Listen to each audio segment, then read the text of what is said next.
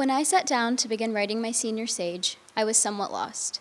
I knew that over the course of 4 years at Shady Side, I must have some semblance of wisdom to impart, but I had no idea how to present it. Then I realized, when confused, stick to what you know. If you know me, you know I love to read. Anything ranging from guiltily addictive YA series, classics, fiction, short stories, I'll read it all. While my taste in books is anything but consistent, my reading habits have remained the same since about 2nd grade. And yes, I'm one of those people that reads the end of the book first. Now, when I do that, I have absolutely no idea what the ending means or how the characters got to that point, but as I read through the novel, I begin to understand the ending. How the protagonists got there, what character development they had to undergo to reach the end, and how much the ending is different from the start. This rather unfortunate reading habit stems from my own inability to lean into the unknown and the unpredictable. However, if there's one thing that I've learned from high school, it's that there is no way to predict your own ending and that you need to enjoy your own story as it comes. I'm Paige Shea, and this is my senior sage. My Shady Side story began freshman year when I walked through the doors of Roe for the first time. I had no friends from my old school coming to Shady Side with me, and the prospect of going to such an intimidating school completely on my own was more than daunting. Everyone at Shady Side seemed to have a sense of purpose, a friend group, and an air of importance, like they belonged, like they knew who they were. I was lost, shy, and nowhere near confident, but I had my goals. I knew what I wanted my end result to be and how I wanted my story to look at Shady Side.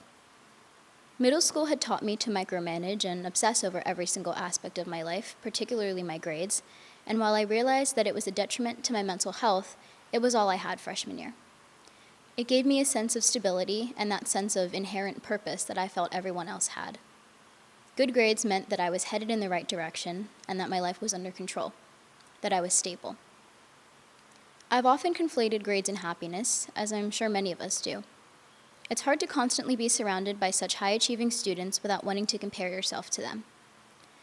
Throughout my entire high school career, I've often used others as benchmarkers to point out the deficiencies and failures of my own achievements. When I would hear about someone else's GPA or standardized test score, I internalized it, thinking to myself, well, why can't I be that smart? What are they doing right, and what am I doing wrong? Through my sophomore and junior year, I used this feeling of inadequacy as motivation for myself. I used overheard accomplishments and statistics as my ultimate goal, the perfect ending to my story at Shady Side. I placed my grades first and my happiness second. What I thought was my ideal trajectory was going well by the end of junior year.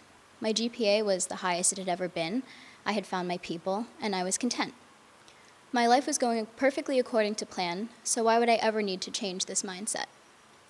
However, during this past summer and first term senior year, I unexpectedly went through a lot in my personal life, and it threw me completely off track. My drive, my work ethic, and my mental health suffered as a result, and I couldn't recognize the happy, motivated girl that I was in junior year. I filled my schedule so that I wouldn't have to spend any time alone, thinking about how I had failed myself in my goals, failed this high school master plan that I had conceived freshman year. I was terrified because for once I had no control over my life. This wasn't how my senior year was supposed to be. I was supposed to be thriving, happy, and successful, looking towards the future instead of fixating on the unhappy present. For the first time in my life, I lost myself, and I wasn't sure how to begin the healing process. Even though this year has not been the idyllic, carefree year that I once pictured as a freshman, it's been the most valuable year of my high school experience. Senior year forced me to realize that no matter how well you're doing in school or how on track you are with your master plan, you are nothing without your joy. Numbers and statistics on a transcript have no meaning if you are not happy. It's taken all 4 years of high school for me to realize that my mindset and master plan were preventing me from being truly happy, but once I was able to break away from my unhealthy habits, it put everything into perspective. Unanticipated changes or events in your life are imminent. What matters is how you respond to them. I was forced to challenge my belief system, the glue that had held my life together for so many years, but when I did, I found my long-lost spark. I began to recognize myself again. I began working towards happiness, not towards a higher GPA. And sharing my narrative is the last step of my Shady Side journey, even in the form of a last-minute, slightly underdeveloped metaphor. My advice: don't feel tempted to sacrifice your journey and skip to the end of your story first. Don't try to predict or understand your journey ahead of time, because in reality, there will always be anomalies that will throw you off balance. Grades and numbers do not define you, nor does someone else's success. What matters the most is being happy, and in order to do that, you need to let yourself lean into the unpredictability of life in high school and take things as they come to you. Don't let the fear of failure or derailment dictate your life. It's perfectly okay to have goals, but don't live in the confines of perpetual fear of not achieving perfection. And please don't let anything or anyone take away your joy. When I think about my freshman self, I wish I could tell her that everything will work out in the end, because it does, as cliche as it sounds. So many things have happened over the course of these 4 years that I never could have predicted, but they were all for the better. The unexpected plot twists of my story and the lessons that I learned from them have made me the person that I am today, not my grades, my transcripts, or my test scores.